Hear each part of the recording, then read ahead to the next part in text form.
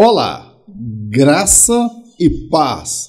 Estamos de volta para mais um programa no Projeto Auxílio ao Mestre. E para você que está chegando agora pela primeira vez e não me conhece, eu sou o presbítero Mauro Lúcio e semanalmente estamos produzindo conteúdos para auxiliar os professores da Escola Bíblica Dominical. Neste trimestre, que já está chegando ao fim, esse terceiro trimestre de 2022, nós estamos falando acerca dos ataques de Satanás contra a Igreja de Cristo. Caracterizado pela sua sutileza, perspicácia, que precisa de ter uma devida atenção para perceber que há morte na panela. E dando continuidade a estes estudos, hoje nós vamos estudar a lição de número 12, a sutileza da espiritualidade holística. Leitura bíblica encontra-se no Evangelho de João, capítulo 14, versículo 4 ao 6. Mesmo vós sabeis para onde vou e conheceis o caminho. Disse-lhe Tomé: Senhor, nós não sabemos para onde vais, e como podemos saber o caminho?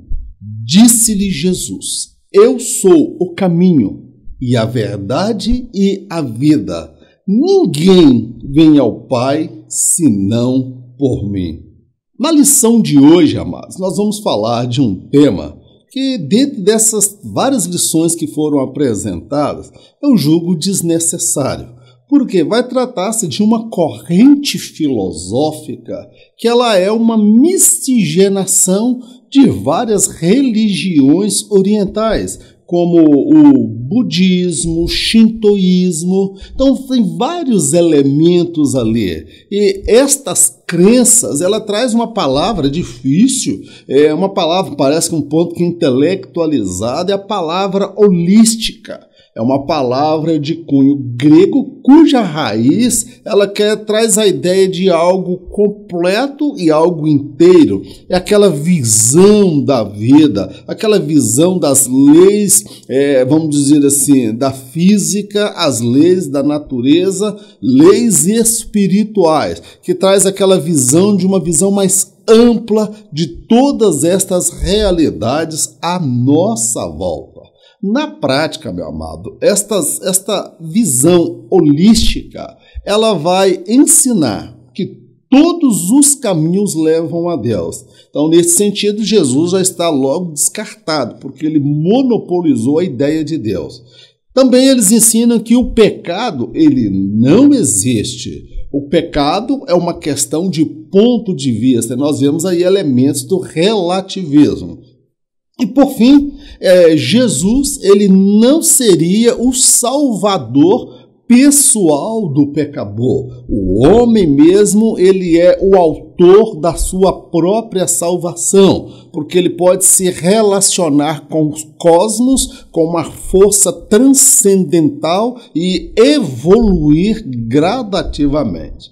É um tanto que difícil abordar esse tema, mas nós estamos confiados que o Espírito Santo nos dará graça e sabedoria. O fenômeno religioso. Quando nós falamos de religião, nós precisamos atentar para uma área do conhecimento que é a antropologia. A antropologia, ela vai afirmar que o homem é um ser religioso, porque os elementos presentes nos povos e na cultura de todos os cantos do planeta mostram a crença na existência de um ser supremo, de um ser divino, um espírito elevado. Ou seja, cada cultura e povo vai trazer o conceito daquilo que é o Deus criador de todas as coisas. É sobre isso que nós vamos falar neste primeiro tópico. A busca do sagrado. Deus criou o homem, meu irmão, de forma trina, corpo, alma e espírito. E cada uma dessas faculdades do homem, ela tem necessidades distintas. O corpo precisa de alimento, descanso, lazer. A alma, ela necessita amar, ser amada, ser compreendida. E o espírito, ele tem a demanda de se relacionar com o quê? Com o transcendental, com Deus, com o Criador de todas as coisas. E é justamente no espírito do homem que Deus colocou a certeza da eternidade, a certeza do mundo espiritual, a certeza da existência de um Criador, de um Deus supremo que se fez conhecido de diversas formas e de diversas maneiras. Então, meu amado, o homem, ele tem em si um desejo nato, intrínseco de se relacionar com o divino, se relacionar com aquilo que ele considera ser sagrado. Nós vemos isso nos índios americanos, nós vemos aqui nos índios no Brasil, nós vemos isso na África, entre os esquimós, em todos os povos e culturas, essa necessidade de se relacionar com o sagrado. E a Bíblia vai dizer que Deus colocou a eternidade no coração do homem. Deus e os deuses. Em todos os povos e culturas, como nós já falamos aqui anteriormente, há a crença na existência de um ser supremo. Tá certo, querido? Nós compreendemos como o Deus de Abraão, o Deus de Isaac, o Deus de Jacó. O Deus revelado no Antigo Testamento, que tomou a sua forma visível na pessoa de Jesus. Então, meu amado, nós compreendemos que esta crença na existência deste ser supremo vai fazer com que este homem busque se relacionar com este ser supremo. O problema consiste porque eles não conhecem o verdadeiro Deus. O tempo aqui não cabe dizer as razões pelas quais os povos e as nações perderam o conhecimento de Deus. Paulo vai dizer lá em Romanos, e por não terem interesse de terem conhecimento de Deus, porque Deus se fez conhecer a revelação, meu amado, vamos dizer assim, universal, a revelação da parte de Deus em relação ao homem, ou seja, a natureza atesta para a existência de um ser superior. Os mais sábios intelectuais na ciência vão falar acerca do designer do universo, o arquiteto do universo. Então Deus se fez conhecido de diversas formas e de diversas maneiras. É o que nós conhecemos como revelação geral. E Jesus é a revelação específica. Então, meu amado, este homem, os povos e as culturas, eles tentam se relacionar com Deus. Só que eles acabaram criando para si os seus próprios deuses, feitos de barro, feito de pau, feito de ouro, feito de bronze. E a Bíblia ela é muito categórica ao afirmar que estes povos, por mais bem interessados que tivessem, na verdade, eles estavam prestando culto e adoração a demônios enganadores. Só existe um único e verdadeiro Deus, que é o Deus revelado na Bíblia, é o Deus de Abraão, o Deus de Isaac e o Deus de Jacó. E nós vivemos no mundo do politicamente correto, em que eu não posso afirmar que o meu Deus, ele é o único Deus verdadeiro. O meu Deus, ele é melhor do que o seu, porque o seu Deus é fruto da imaginação humana. E o nosso Deus é o Deus que criou o homem a partir do seu poder, como um ato do seu amor. Então, meu querido, nós temos aí o Deus da Bíblia e os vários deuses criados pelos homens. A espiritualidade humana e sua necessidade de expressão. O homem, ele é um ser adorador. Por mais que a ciência venha contestar, os teóricos da teologia satânica afirma que Deus não existe, que Deus é uma invenção humana, é o ópio das nações. É comprovado pela, como já dizia isso aqui, a antropologia, a crença na existência de Deus. E se Deus existe e o homem busca se relacionar com ele, é porque o homem ele tem a necessidade de expressar-se espiritualmente, se relacionar com o divino, se relacionar com o Criador. Nós vamos ver isso no Egito, nós vamos ver isso entre os assírios, os filisteus, os povos pagãos, todos tinham os seus deuses, erigiam templos sacerdotes a estes deuses. E diga-se de passagem, no mundo daquela época, os dois poderes eram o rei e o sacerdote. E o sacerdote, em muitos casos, tinha a autoridade acima dos reis. Então nós vamos ver aqui essa necessidade do homem de se expressar espiritualmente. O antigo paganismo. Bem, por paganismo aqui nós compreendemos toda a forma de culto e adoração aos falsos deuses. Aqueles povos tinham lá os seus deuses, os seus altares, o seu próprio rito, o seu cerimonial. Então ali eles prestavam culto a estes falsos deuses. Nós vamos ver ali Astarote, Baal, Diana e vários deuses daquela época, tá bem, meu amado? Então, aquilo ali era o paganismo, era o culto, a adoração a esses deuses, que envolvia feitiçaria, orgias sexuais e sacrifício humano, principalmente sacrifício de crianças. Os povos antigos buscavam expressar sua espiritualidade através das suas divindades. Nós vamos ver lá os filisteus, quando eles tomam a Arca da Aliança, eles vão colocar a Arca da Aliança lá no templo de Dagon, ou seja, nós vencemos o Deus de Israel. Só que no dia seguinte, Dagon estava caído, prostrado, adorando o Deus da Arca, o Deus de Abraão. Depois voltaram, no dia seguinte, lá estava ele caído novamente, braços cortados, cabeça cortada, perna cortada, e ele estava mais uma vez prostrado. Então aqueles povos, eles expressavam a fé nos seus deuses. Havia até ocasião que para entrar na guerra eles tinham que ter a aprovação, a bênção, então eles procuravam se relacionar com essas divindades. E eles acreditavam que os seus deuses é que definiam a batalha, é que definiam as guerras. Então nós vemos essa necessidade de se relacionar, expressar a sua espiritualidade através das suas próprias divindades.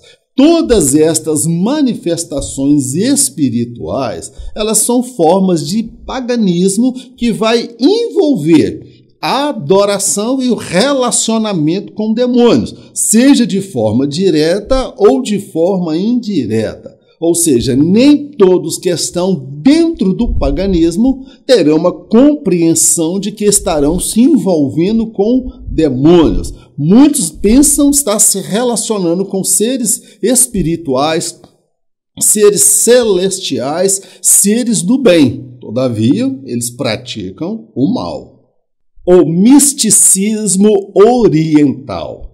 O que nós observamos é que na pós-modernidade, o paganismo lá do tempo antigo, ele tomou agora uma outra roupagem e uma repaginada. Aí que eu fico maravilhado com o que a Bíblia diz, que não há nada de novo debaixo do sol. Às vezes dá-se uma nova nomenclatura a algo que já existia lá. Então, nos nossos dias, nós vemos aí este movimento, esta filosofia, ela se apresenta com uma certa aparência até de intelectualidade, a julgar pelo nome, filosofia holística, que ela vem englobando vários elementos da miscigenação de várias religiões orientais. E nós observamos elementos dessa visão oriental em filmes de Hollywood como Os Eternos. Eu já assisti Os Eternos. Ali é uma mistura de budismo, shintoísmo, paganismo, tem até alguns elementos do judaísmo também, do cristianismo. É uma verdadeira farofa. Nós vemos também nos heróis Marvels, nós vemos os heróis da Marvel, nós vemos ali o Thor, nós vemos ali outras divindades que se apresentam ali, que são forças, são deuses, são seres espirituais revestidos de poder com o objetivo de proteger o homem. O filme, por exemplo, o Doutor Estranho, o último que lançou, meu irmão, é um verdadeiro satanismo. É um verdadeiro prestação de culto ao demônio e invocando as trevas dentro dos nossos lares. Tem que tomar muito cuidado, porque os Eternos, os filmes de Hollywood, nós vemos aí literatura, programas de televisão, todas com esta visão, que é uma miscigenação de elementos das filosofias orientais. Então, o que nós compreendemos? Para nós que conhecemos a palavra de Deus, que nos empenhamos em aprender, buscar estudo, compreensão, nós vemos que não há nada de novo, entendeu? Não há nada de novo dentro dessa espiritualidade holística. Trouxeram um nome novo, mas na verdade é o paganismo lá dos tempos antigos, que já foi combatido e refutado pela igreja primitiva. O fundamento da espiritualidade holística. Esta espiritualidade tenta passar uma imagem de espiritualidade, de religioso, de algo transcendental, uma visão mais ampla, uma visão mais plena do universo, do cosmos, das leis da física, da natureza, do homem no todo, englobando as várias áreas do saber.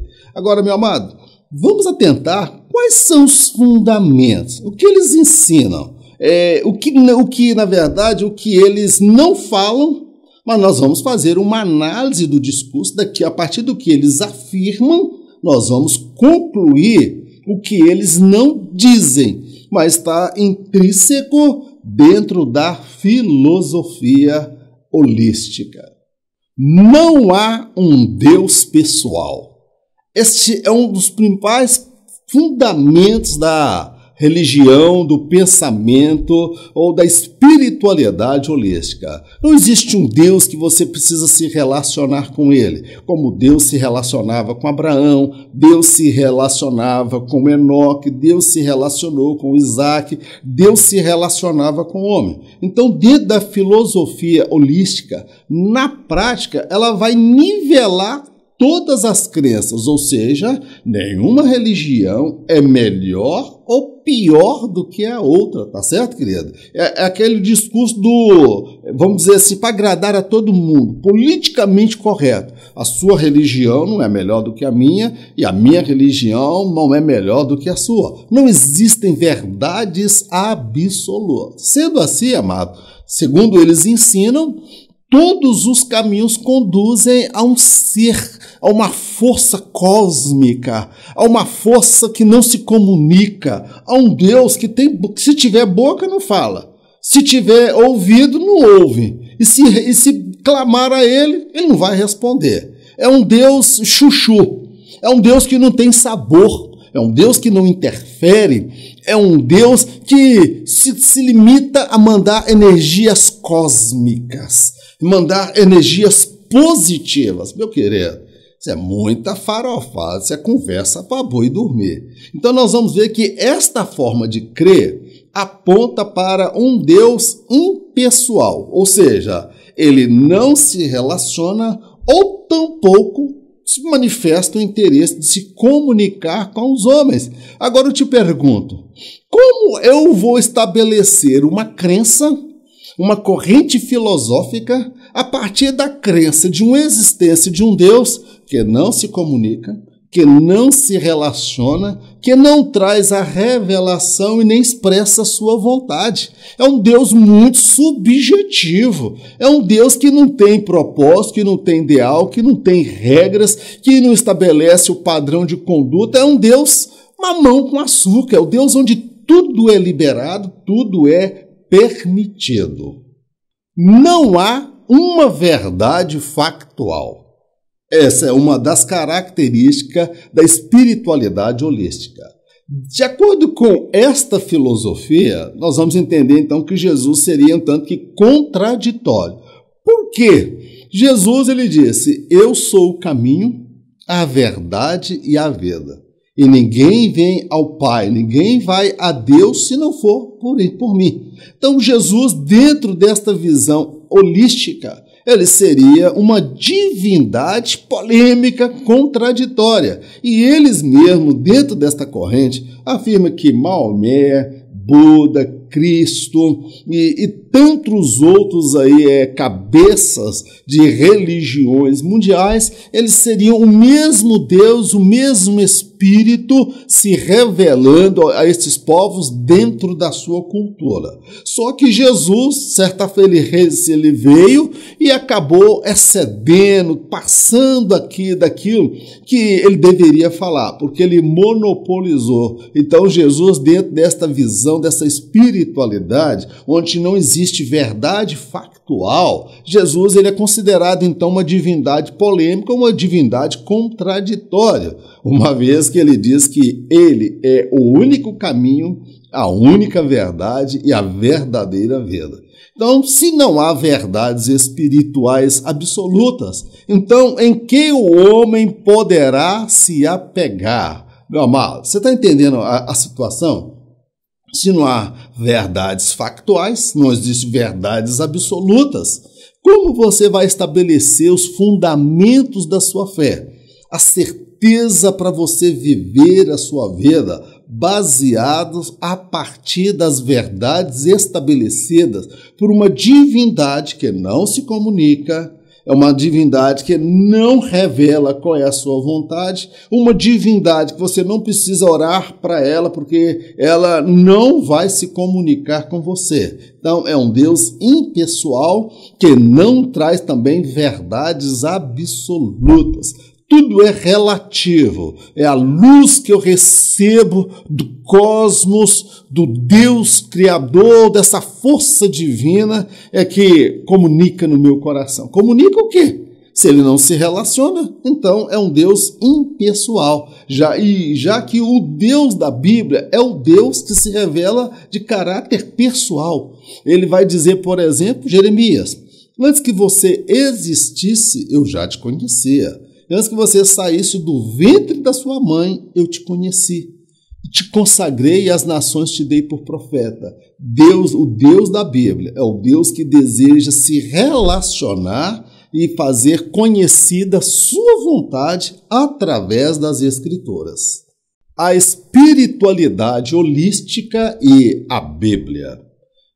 Nós vamos fazer o seguinte: nesse próximo tópico nós vamos analisar alguns destes pilares desta espiritualidade holística e vamos comparar com os fundamentos da fé cristã, acerca do que diz a relação à doutrina da martiologia, que é a doutrina do pecado, e a doutrina da soteriologia, que é a doutrina da salvação, que vai falar acerca da necessidade do Salvador. Então nós vamos olhar para o quê?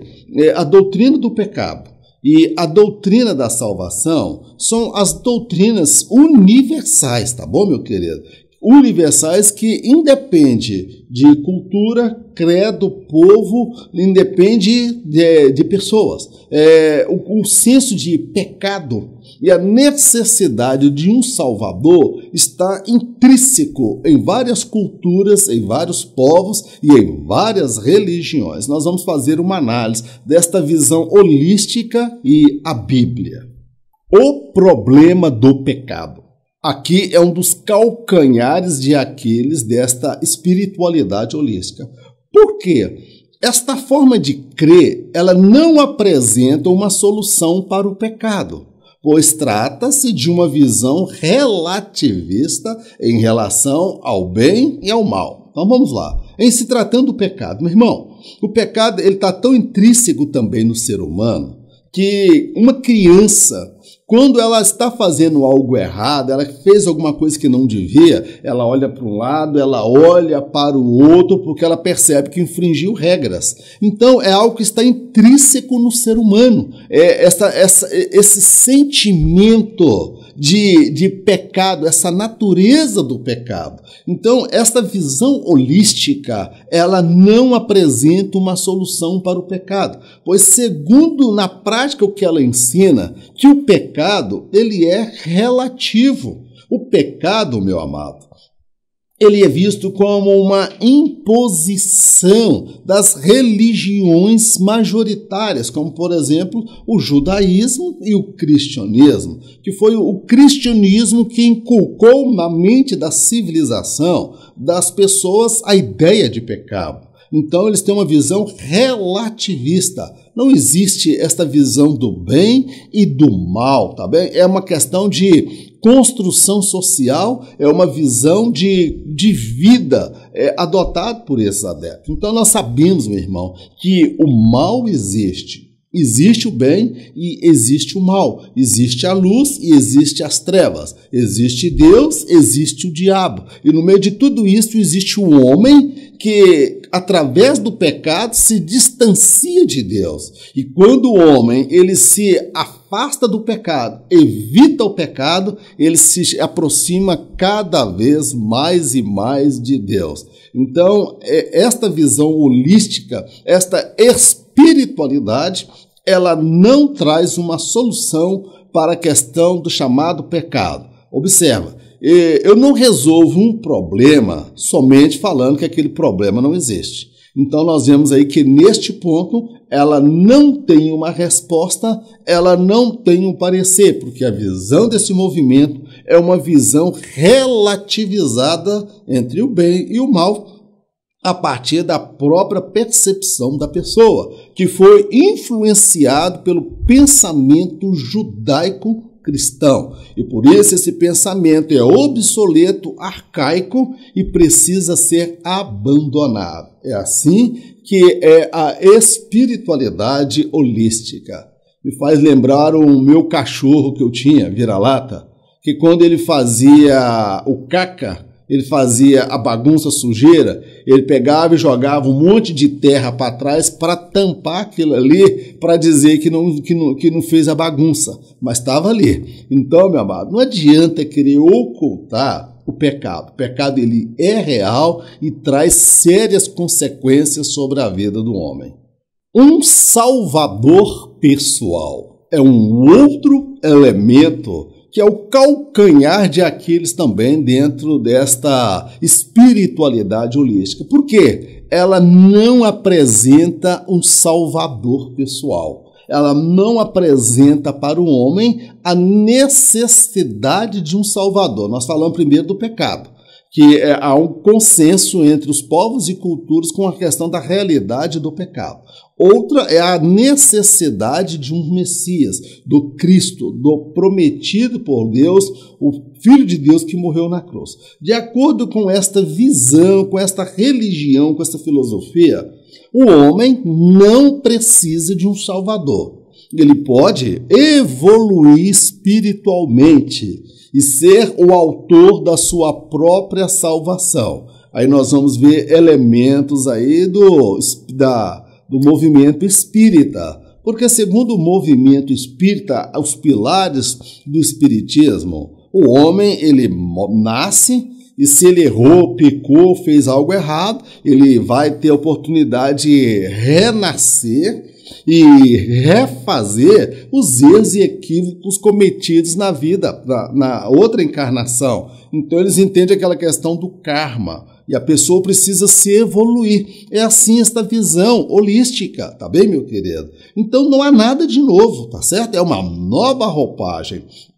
O que nós observamos? Se eles ensinam que o homem pode ser o autor da sua própria salvação, porque ele vai evoluindo, se relacionando com o transcendental, com esse ser divino, esse ser de luz, essa força cósmica do universo, que não fala, que não tem boca para responder, que não tem ouvido para ouvir, que ele não reage diante das ações humanas. É uma dura consequência que essas pessoas terão na eternidade. Sabe por quê? Observa, a Bíblia trabalha com a ideia do pecado, e de um Salvador. São os pilares estabelecidos na palavra de Deus. O pecado, a queda de Adão, tá bom, meu querido? E o Salvador, nós vemos lá em Gênesis 3,15. São elementos que vêm acompanhando a história da civilização humana. E ali, imagina que a Bíblia fala que o homem terá que se comparecer perante o Senhor. Então, a mensagem da Bíblia é: prepara-te para se encontrar com o Criador. E este encontro poderá ser de alegria, poderá ser de tristeza. Imagina esses adeptos dessa espiritualidade holística. Eles não se arrependeram, passam por esta vida, cruzam a linha da eternidade. Lá no juízo final, eles vão compreender que em vida eles dispensaram o único advogado de defesa.